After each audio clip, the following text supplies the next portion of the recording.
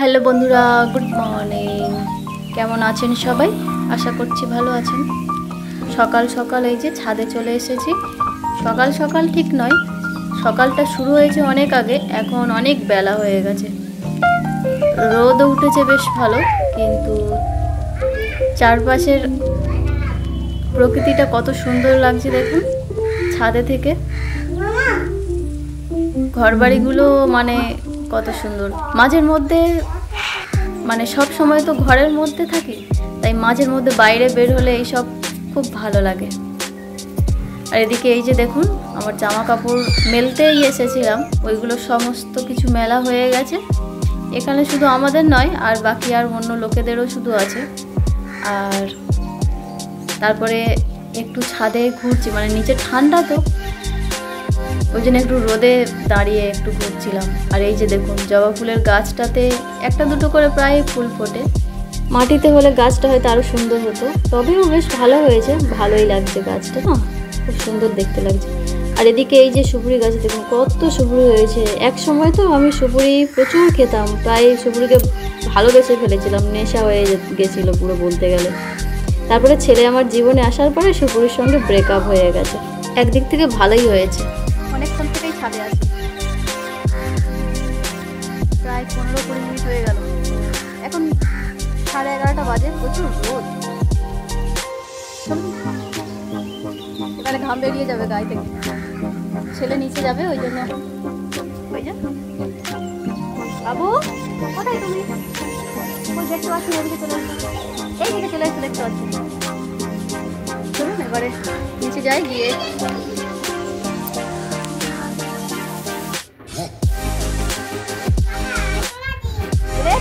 তুমি নামতে পারবে না, দাঁড়াও যাচ্ছি তো, ওকে স্নান করাবো।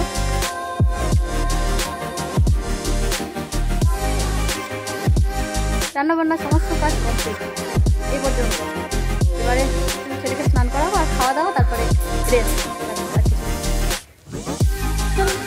অনেকটা সময় ঘোরাঘুরি হলো, এবারে রুমের দিকে যাই।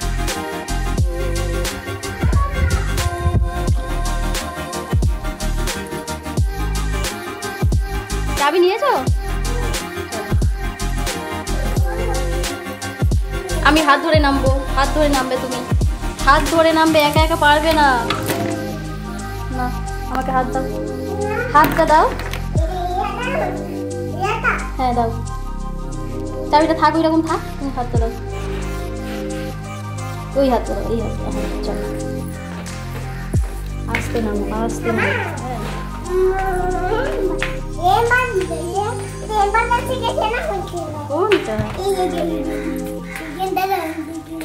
ওখানে কিছু নেই, চলে এসো নিচে, নিচে নিচে চলো, নিচে বললাম তো। ওটা ওইগুলো লোকের ঘর, চলো চলো। ঘোরাও ঘোরা, ওইদিকে ঘোরাও, ঘোরাও ঘোরাও, ঠিক ঘোরাচ্ছ, ঘোরাও, ওইদিকে নয়, হয়নি দেখি। এই নাও, এবারে নাও, হয়েছে। এবারে খুলে, ওই চাবি বের করতে হবে না, তালাটা খুলে নাও, চাবি ওর ভেতরে রাখতে হয়। উফ বাবা, ওটা তো হারিয়ে গেলে হবে না,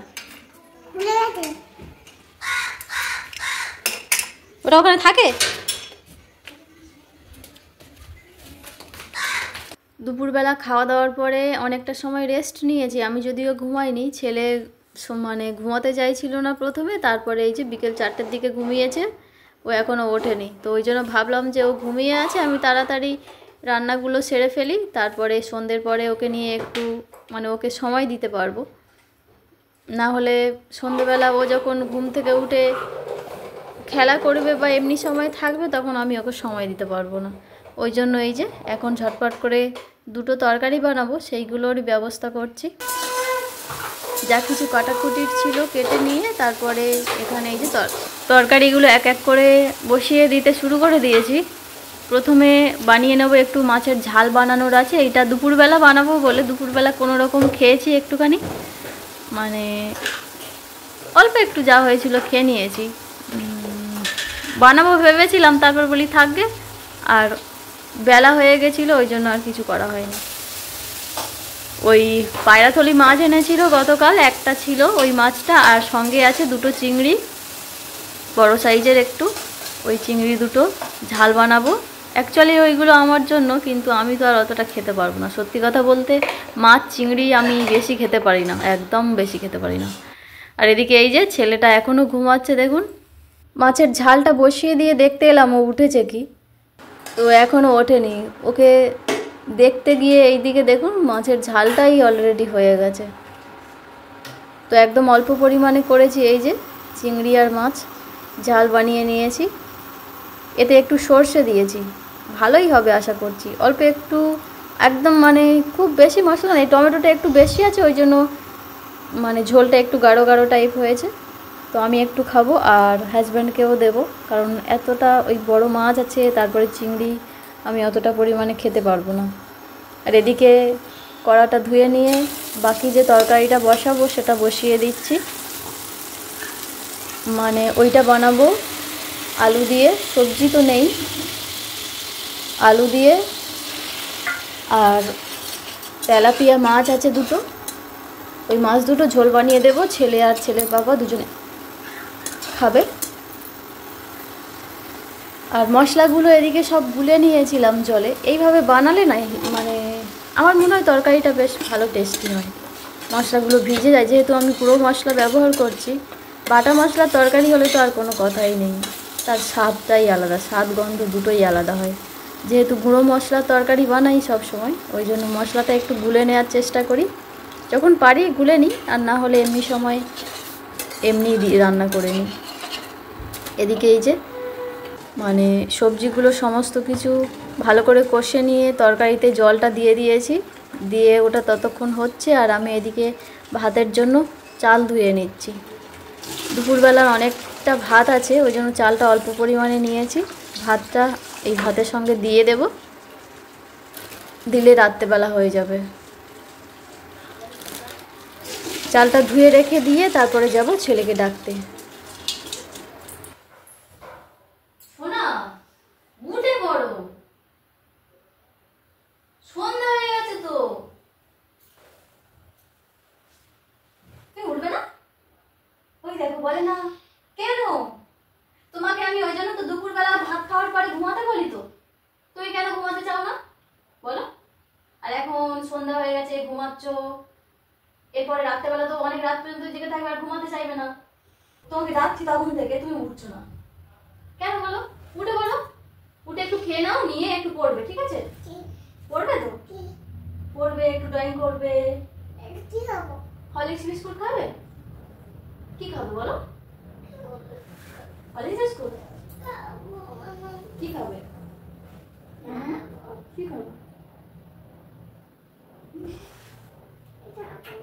কি খাবে?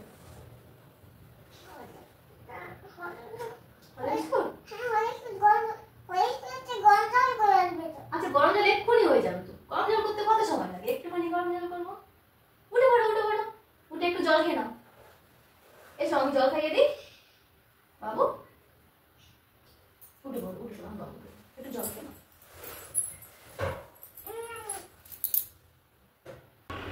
ছেলেকে ডেকে অনেকটা সময় লেগে গেল, ওকে ডেকে বুঝিয়ে বাজিয়ে তুলতে। তারপরে এসে দেখি এই যে তরকারিটা হয়ে গেছে একদম। এটাকে নামিয়ে রাখি, রেখে তারপরে ছেলের জন্য একটু গরম জল বানাবো, ওকে হরলিক্স বিস্কুট খাইয়ে তারপর ওকে নিয়ে একটু পড়তে বসাবো। বার্ডস কোনগুলো? কোনগুলো বার্ডস? হ্যাঁ, গুড বয়। আচ্ছা, অ্যানিমাল